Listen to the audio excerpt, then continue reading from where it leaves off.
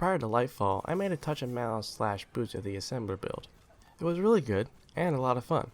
Standing in my rift for essentially ever and healing my teammates in the process is awesome.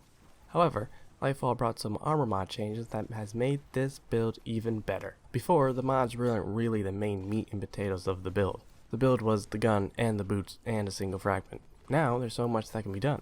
I didn't delve too deep into the mods though. My main focus was getting my melee and super back, which is why I used Font of Wisdom and Vigor with a time dilation on the bond, as well as charged up so running to pick up orbs is less of a hassle. My bond also has double outreach, and that's because Radiant can now stun barrier champions. So, getting my melee back as fast as possible is a nice plus. As mentioned earlier, the one fragment that makes this build worthwhile is Ember of Benevolence.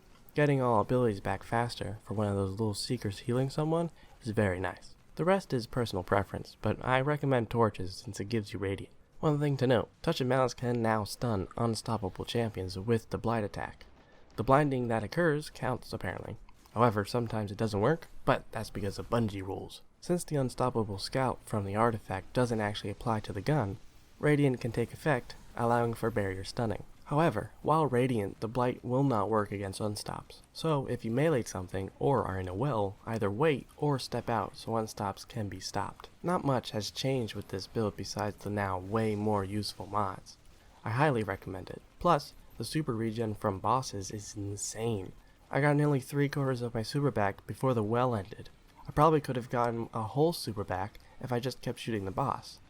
I know this is fairly well known, but still, it's crazy.